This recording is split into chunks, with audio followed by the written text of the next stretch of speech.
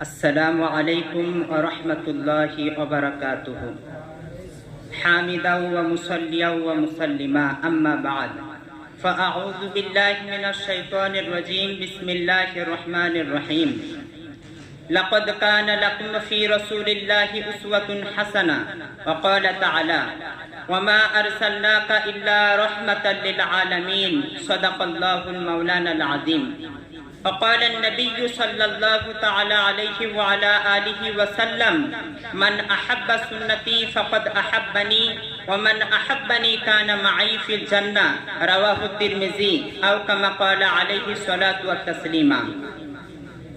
সমস্ত রকমের স্তব স্তুতি বন্দনা উপাসনা সারা বিশ্বের অধীশ্বর মহান প্রভু আল্লাহ তাআলার জন্য, যিনি একাধারে সকলের স্রষ্টা, প্রতিপালক ও একমাত্র উপাস্য।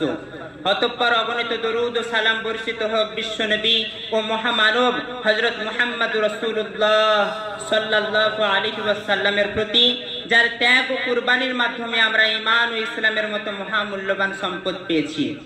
সম্মানিত উপস্থিতি, আজকের এই আঞ্জুমান বাজবে তাহিরের বাৎসরিক ও সমাপনী প্রোগ্রামে আগত সম্মানিত মেহমানায়ে কেরাম, শ্রদ্ধেয় আসাতিজায়ে কেরাম এবং আমার প্রাণপ্রিয় সাথী ভাই বর্গ, সকলকে আমার অন্তরের অন্তঃস্থল থেকে সালাম, শ্রদ্ধা, ভালোবাসা। অতঃপর আজকে আমি এই বিদায়ী আঞ্জুমানে বিশ্বনবী তথা মদিনা ভাস্কর ডায়মন্ড হীরের জীবন আদর্শ সম্পর্কে কয়েক মিনিট আলোচনা করব ইনশাআল্লাহ। ওয়া মা তৌফিকি ইল্লা বিল্লাহ। সম্মানিত উপস্থিতি, পৃথিবীর বুকে বহু মনীষী এসেছেন। প্রত্যেকের জীবনীকে নিয়ে যদি পুঙ্খানুপুঙ্খভাবে বিচার করা যায়, তাহলে অবশ্যই কিছু না কিছু ত্রুটি বিচ্যুতি বের হবেই। কিন্তু আমি এমন একজন মহামানব সম্পর্কে বলতে চলেছি, যার জন্ম থেকে মৃত্যু পর্যন্ত প্রতিটি মুহূর্তকে নিয়ে যদি চুলচিরা বিচার করা যায়, তাহলে কোনো রকমের ভুল ত্রুটি পাওয়া যাবে না। আজ থেকে প্রায় 1450 বছর পূর্বে আরবের বুকে যে আইয়ামে জাহিলিয়াত অর্থাৎ অন্ধকারের যুগ ছিল, সে যুগে নাকি ভাই ভাই খুনাখুনি, পিতা পুত্রে হানাহানি আর স্বামী স্ত্রীর মধ্যে গড়মিল ছিল। ঠিক সেই সময় এই দুধর্ষ জাতি নিরাপত্তার শৃঙ্খলিত করার সুপরিকল্পনা হাতে নিয়ে মক্কা নগরীতে 570 খ্রিস্টাব্দে 12 রবিউল আউয়াল সোমবার শুভে সাদেকের সময় পৃথিবীর শান্তির দূত, মানুষের মুক্তির দিশারি, শেষ নবী কোলের শিরোমণি, ফখরে আলম হযরত মুহাম্মদ রাসূলুল্লাহ সাল্লাল্লাহু আলাইহি ওয়াসাল্লাম জন্মগ্রহণ করেন। তাই তো বিশ্বনবী সম্পর্কে পবিত্র কোরআন বিশ্ববাসীকে জানিয়ে দিয়েছে, লাকাদ কানা লাকুম ফি রাসূলিল্লাহি উসওয়াতুন হাসানা, অর্থাৎ মুহাম্মদ সাল্লাল্লাহু আলাইহি ওয়াসাল্লাম সকলের জন্য উত্তম আদর্শের নমুনা স্বরূপ। তারপর আস্তে আস্তে যখন আরবের বুকে ইসলামের আলো ছড়িয়ে পড়ল, তখন ধীরে ধীরে মানুষ বর্বরতার হাত থেকে মুক্তি পাবার জন্য ইসলামের ছত্রতলে এসে আশ্রয় নিল।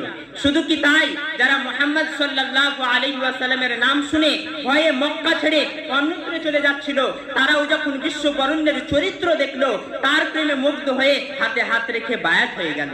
তাই তো বিশ্বনবীর চরিত্র সম্পর্কে সনাতন ধর্মের ধর্মগ্রন্থ বেদ প্রমাণ করেছে, হোতার মিন্দ্র মহাসুরিন্দ্রাম অল্লং জ্যেষ্ঠং শ্রেষ্ঠং পুনং পরমং ব্রাহ্মণং অল্লম লা ইলাহা হরতি পাপম ইল্লা ইল্লাহা পরম পাদম জন্ম বৈকুণ্ঠ পর অপইনতিত জপিনা মুহাম্মাদাম। অর্থাৎ আমার অস্তিত্ব আছে, আমি মহা ইন্দ্রের ইন্দ্র, আমি জ্যেষ্ঠ শ্রেষ্ঠ পরম পূর্ণ ব্রাহ্ম, আমি আল্লাহ, লা ইলাহা ইল্লাল্লাহ মুহাম্মাদুর রাসূলুল্লাহ। অর্থাৎ কোন মানব যদি বলে আল্লাহ ব্যতীত অন্য কোন স্রষ্টা নাই, অন্য কোন প্রভু নাই, অন্য কোন ইবাদতের যোগ্য নাই, আল্লাহ এক অদ্বিতীয় এবং মুহাম্মদ শেষ অবতার, কল্কি অবতার এবং মহামানব এবং শেষ বার্তাবাহক, এই কথার সাক্ষ্য যদি যায়, তার অতীত জীবনের সমস্ত পাপরাশি মাফ হয়ে যাবে এবং তার মৃত্যুর পরে সুখময় স্থান জান্নাত বা স্বর্গ তার ঠিকানা হয়ে যাবে। তাই তো পরম সন্ন্যাসী স্বামী বিবেকানন্দ আমেরিকার শিকাগো শহরে ভাষণ দিবার পরে নিজ বাসভবনে ফেরার পথে জেড্ডা বিমানবন্দরে নেমে সিস্টার নিবেদিতাকে বলেছিলেন, হে ভগিনী সিস্টার নিবেদিতা, এই হলো সেই মহামানবের জন্মভূমি, যিনি ছিলেন সাম্যবাদের মহান নেতা, মহান দাতা, দয়ালু হযরত মুহাম্মদের জন্মভূমি, যার নাম জপ করলে স্বর্গে যাওয়া যায়। তুমি দেখে নাও, এই সেই দেশ সোনার আরব ভূমি। বিশ্বনবীর চরিত্র সম্পর্কে মাদার টেরিজা প্রমাণ করেছেন। Mother Teresa proves that Muhammad is great, his character is also great, his religion and bias are absolutely right. So if you want to choose the character of a man, he did not told a lie, he not if anything. A man when he did expect Muhammad, he was a great successful in this earth and next life. অর্থাৎ মুহাম্মদ সাল্লাল্লাহু আলাইহি ওয়াসাল্লাম শ্রেষ্ঠ, তার চরিত্র শ্রেষ্ঠ, তার ধর্ম পথ মত সবই সঠিক। পৃথিবীর মধ্যে যদি কোনো মহামানবের চরিত্রকে বেছে নিতে চাও তাহলে বেছে নাও সেই মহামানবের চরিত্র যে কখনো মিথ্যা কথা বলেনি, যে কখনো কারোর জিনিস অপহরণ করেনি। কোন মানুষ যদি তাহার চরিত্রকে বেছে নিতে পারে তাহলে সেই ব্যক্তি উভয় জগতে সাফল্যমণ্ডিত হবে।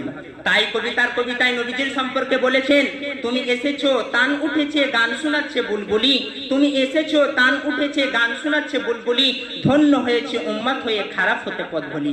পবিত্র গ্রন্থ কোরআন ঘোষণা করে বিশ্ববাসীকে জানিয়ে দিয়েছে, ওয়ামা আরসালনাকা ইল্লা রাহমাতাল লিল আলামিন, অর্থাৎ মুহাম্মদ সাল্লাল্লাহু আলাইহি ওয়াসাল্লাম তোমাদের জন্য রহমতের নমুনা স্বরূপ। তাই একটা কথা না বললে আমি সর্বদাই সত্যের কাছে ঋণী থেকে যাই যে মুহাম্মদ সাল্লাল্লাহু আলাইহি ওয়াসাল্লাম শুধু সমাজ সংস্কারক নয় বরং সমাজ সংস্কারকের মহানায়ক।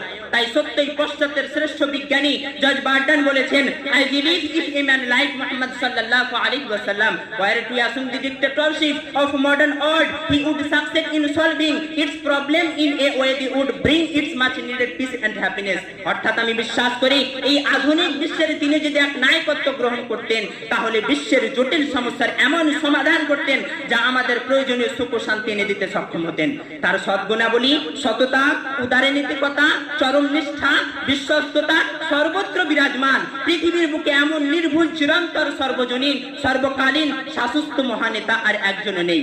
পৃথিবীর 100 জন সংস্কারক ব্যক্তিদের উপর লেখা ডাউন 100 বইতে মাইকেল হার্ট একজন খ্রিস্টান হওয়া সত্ত্বেও বিশ্বনবীর আদর্শটাকে সর্বপ্রথমে স্থান দিয়েছেন।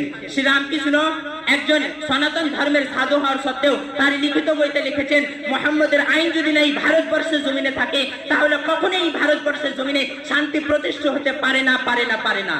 রাজা রামমোহন রায়, ঈশ্বরচন্দ্র বিদ্যাসাগর, স্বামী বিবেকানন্দ সতীদাহ প্রথার বিরোধী হয়েছিলেন বিশ্বনবী জনাবে মুহাম্মদ রাসূলুল্লাহর আদর্শ অনুপ্রাণিত হয়ে। হযরত মুহাম্মদ সাল্লাল্লাহু আলাইহি ওয়াসাল্লাম ছিলেন মূর্তি পূজার কঠোর বিরোধী। নবীর এই আদর্শকে সঠিক বলে মেনে কবিগুরু রবীন্দ্রনাথ ঠাকুর মূর্তি পূজার বিরোধী হয়েছিলেন।